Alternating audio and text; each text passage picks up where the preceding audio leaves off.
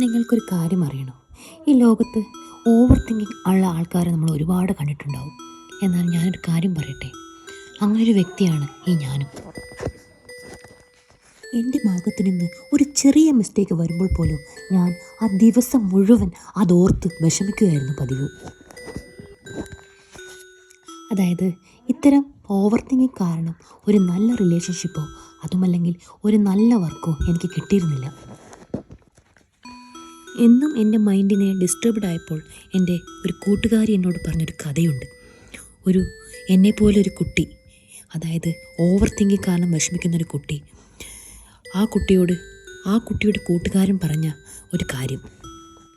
ആ കൂട്ടുകാരൻ കുട്ടിയോട് പറഞ്ഞത് എന്താണെന്ന് വെച്ചാൽ, ഇവിടെ അടുത്തൊരു ജെൻ മാസ്റ്റർ ഉണ്ട്, ആ ജെൻ മാസ്റ്റർ അടുത്ത് പോയി കഴിഞ്ഞാൽ നിൻ്റെ പ്രശ്നങ്ങൾ പരിഹരിക്കാമെന്ന്. അങ്ങനെ ആ കുട്ടി, അതായത് ഇതൊരു കഥയാണ്, ഈ ഒരു കാര്യമാണ് എന്നോട് എൻ്റെ കൂട്ടുകാരി പറഞ്ഞത്. അതായത് ഈ ജെൻ മാസ്റ്റർ അടുത്തേക്ക് ഈ കുട്ടിയുടെ പ്രശ്നം പരിഹരിക്കാൻ വേണ്ടി അങ്ങോട്ടേക്ക് പോയി. അങ്ങനെ ഈ കുട്ടി ജെൻ മാസ്റ്റർ അടുത്തേക്ക് പോയി തൻ്റെ ഈ പ്രശ്നങ്ങളെല്ലാം അദ്ദേഹത്തോട് പറഞ്ഞു. അങ്ങനെ ഈ പ്രശ്നങ്ങളെല്ലാം കേട്ട ജെൻ മാസ്റ്റർ ഒന്നും മിണ്ടാതെ അദ്ദേഹത്തിൻ്റെ ആ ഒരു വീടിൻ്റെ ഉള്ളിലേക്ക് പോയി. ഒന്നും പറയാതെ ഇദ്ദേഹം പോയപ്പോൾ ആ കുട്ടിക്കൊരു സ്ട്രേഞ്ച് ഫീലിംഗ് ഉണ്ടായി. എന്തായിരിക്കും അദ്ദേഹം ഒന്നും മിണ്ടാതെ ആ വീടിൻ്റെ ഉള്ളിലേക്ക് പോയതെന്ന് ആ കുട്ടി ആലോചിച്ചുകൊണ്ടിരുന്നു. അങ്ങനെ കുറച്ച് സമയം കഴിഞ്ഞപ്പോൾ ഈ ജെൻ മാസ്റ്റർ ഒരു മൺപാത്രത്തിൽ കുറച്ച് വെള്ളവുമായി പുറത്തേക്ക് വന്നു. അങ്ങനെ ആ കുട്ടി അയാളെ കണ്ടപ്പോൾ എഴുന്നേറ്റു. അങ്ങനെ അദ്ദേഹം ചോദിച്ചു ഈ കുട്ടിയോട്, ഈ മൺപാത്രത്തിൽ വെള്ളമുണ്ട്, ഈ മൺപാത്രം ഞാനിങ്ങനെ കുറച്ചു നേരം എൻ്റെ കയ്യിൽ പിടിക്കുകയാണ്. അപ്പോൾ കുട്ടിയോട് അദ്ദേഹം ചോദിച്ചു, ഈ മൺപാത്രത്തിന് എത്ര വെയിറ്റ് ഉണ്ടാവുമെന്ന്. അങ്ങനെ ആ കുട്ടി പറഞ്ഞു, എനിക്ക് കറക്റ്റ് വെയിറ്റ് എത്രയാണെന്ന് അറിയില്ല, എങ്കിലും കുറച്ച് വെയിറ്റ് ഉണ്ടാവുമെന്ന് പറഞ്ഞു. അങ്ങനെ അദ്ദേഹം പറഞ്ഞു, ഈ മൺപാത്രം ഞാൻ എൻ്റെ കയ്യിൽ കുറച്ചു നേരം പിടിച്ചു നിന്നാൽ എന്ത് സംഭവിക്കുമെന്ന്. അങ്ങനെ ആ കുട്ടി പറഞ്ഞു, കുറച്ചു നേരം പിടിച്ചു നിന്നത് കൊണ്ട് ഒന്നും സംഭവിക്കാൻ പോകുന്നില്ല.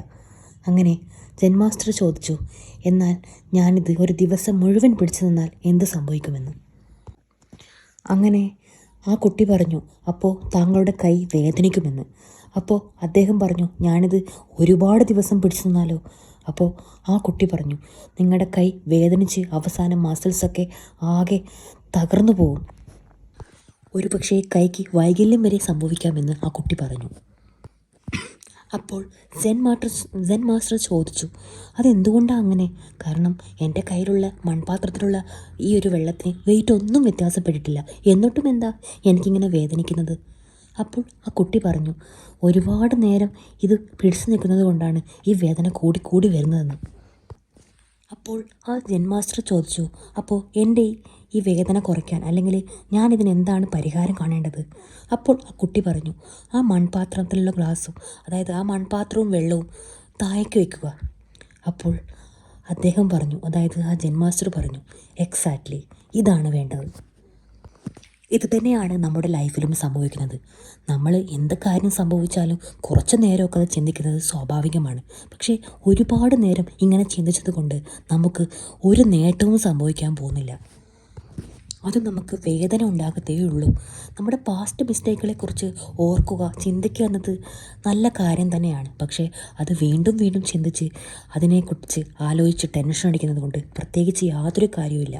അത് നമുക്കൊരു അനുഭവമാക്കി മാറ്റി നമ്മുടെ ഭാവിയിലുള്ള ഫ്യൂച്ചറിനെ നമുക്കൊരു അനുഭവം, അതായത് ഒരു ഗുണകരമാക്കിക്കൊണ്ട് മാറ്റിക്കൊണ്ട് നമ്മുടെ ജീവിതത്തിലുണ്ടാകുന്ന ഒരു പരീക്ഷണം, അതായത് നമുക്ക് മുന്നോട്ട് പോകാനുള്ള ഒരു ഊർജ്ജമാക്കിക്കൊണ്ട് മാറ്റുകയാണ് വേണ്ടത്.